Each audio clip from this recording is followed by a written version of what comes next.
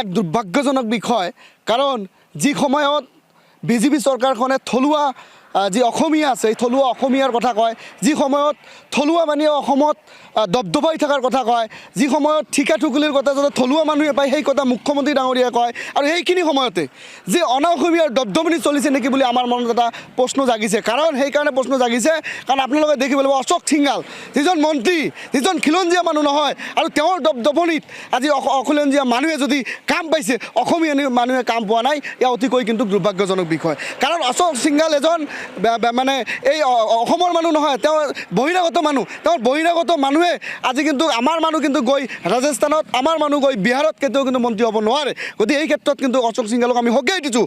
কাৰণ কেতিয়াও হ'ব নালাগে অসমৰ মানুহে, অসমৰ যি খিলঞ্জীয়া থলুৱা থলগিৰি যিসকল ঠিকাদাৰ আছে তেওঁলোকে কাম পাব লাগিব। গতিকে অসমৰ এই যিজন মন্ত্ৰী অশোক সিংঘাল আচলতে কাৰ বলত বলিয়ান হৈছে এই কথাটো আমাৰ কিন্তু মনত কিন্তু প্ৰশ্ন হৈছে।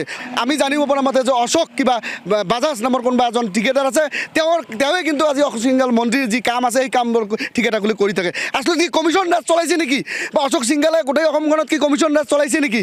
গতিকে অশোক সিংঘালক আমি সকীয়াই দিছোঁ, আক্ৰাইছোঁ যে অনাগত দিনত যাতে অসমীয়াৰ দবদবনি ইয়াত থাকিব লাগিব, খিলঞ্জীয়া মানুহৰ দবদবনি থাকিব লাগিব, ইয়াত থলগিৰি যিসকল মানুহ আছে এই থলগিৰি মানুহৰ কিন্তু দবদবনি থাকিব লাগিব। গতিকে মুখ্যমন্ত্ৰী ডাঙৰীয়াক আমি অৱগত কৰিছোঁ যে আপোনাৰ আণ্ডাৰত থকা এজন মন্ত্ৰীয়ে যদি এনেকুৱা কাম কৰে তেতিয়া আমি কিন্তু কেতিয়াও হাত চাপতি বহি নাথাকোঁ। এই কথাটো আপোনালোকৰ জৰিয়তে মুখ্যমন্ত্ৰী ডাঙৰীয়াক সকীয়াই দিছোঁ। এক দুৰ্ভাগ্যজনক বিষয় কাৰণ যি সময়ত বিজেপি চৰকাৰখনে থলুৱা যি অসমীয়া আছে এই থলুৱা অসমীয়াৰ কথা কয়, যি সময়ত থলুৱা মানুহে অসমত দবদবাই থকাৰ কথা কয়, যি সময়ত ঠিকা ঠুকুলিৰ কথা যাতে থলুৱা মানুহে পায় সেই কথা মুখ্যমন্ত্ৰী ডাঙৰীয়াই কয় আৰু সেইখিনি সময়তে যি অনা অসমীয়াৰ দবদবনি চলিছে নেকি বুলি আমাৰ মনত এটা প্ৰশ্ন জাগিছে। কাৰণ সেইকাৰণে প্ৰশ্ন জাগিছে কাৰণ আপোনালোকে দেখিব লাগিব অশোক সিংঘাল যিজন মন্ত্ৰী, যিজন খিলঞ্জীয়া মানুহ নহয় আৰু তেওঁৰ দবদবনিত আজি অখিলঞ্জীয়া মানুহে যদি কাম পাইছে, অসমীয়া মানুহে কাম পোৱা নাই, এয়া অতিকৈ কিন্তু দুৰ্ভাগ্যজনক বিষয়। কাৰণ অশোক সিংঘাল এজন মানে এই অসমৰ মানুহ নহয়, তেওঁ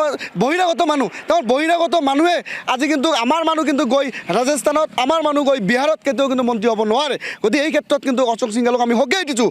কাৰণ কেতিয়াও হ'ব নালাগে অসমৰ মানুহে, অসমৰ যি খিলঞ্জীয়া থলুৱা থলগিৰি যিসকল ঠিকাদাৰ আছে তেওঁলোকে কাম পাব লাগিব। গতিকে অসমৰ এই যিজন মন্ত্ৰী অশোক সিংঘাল আচলতে কাৰ বলত বলিয়ান হৈছে এই কথাটো আমাৰ কিন্তু মনত কিন্তু প্ৰশ্ন হৈছে। আমি জানিব পৰা মতে যে অশোক কিবা বাজাজ নামৰ কোনোবা এজন ঠিকাদাৰ আছে, তেওঁৱে কিন্তু আজি অশোক সিংঘাল মন্ত্ৰীৰ যি কাম আছে সেই কামবোৰ ঠিকাদাৰগুলি কৰি থাকে। আচলতে কি কমিশ্যন ৰাজ চলাইছে নেকি বা অশোক সিংঘালে গোটেই অসমখনত কি কমিশ্যন ৰাজ চলাইছে নেকি? গতিকে অশোক সিংঘালক আমি সকীয়াই দিছোঁ, আক্ৰাইছোঁ যে অনাগত দিনত যাতে অসমীয়াৰ দবদবনি ইয়াত থাকিব লাগিব, খিলঞ্জীয়া মানুহৰ দবদবনি থাকিব লাগিব, ইয়াত থলগিৰি যিসকল মানুহ আছে এই থলগিৰি মানুহৰ কিন্তু দবদবনি থাকিব লাগিব। গতিকে মুখ্যমন্ত্ৰী ডাঙৰীয়াক আমি অৱগত কৰিছোঁ যে আপোনাৰ আণ্ডাৰত থকা এজন মন্ত্ৰীয়ে যদি এনেকুৱা কাম কৰে তেতিয়া আমি কিন্তু কেতিয়াও হাত চাপতি বহি নাথাকোঁ। এই কথাটো আপোনালোকৰ জৰিয়তে মুখ্যমন্ত্ৰী ডাঙৰীয়াক সকীয়াই দিছোঁ।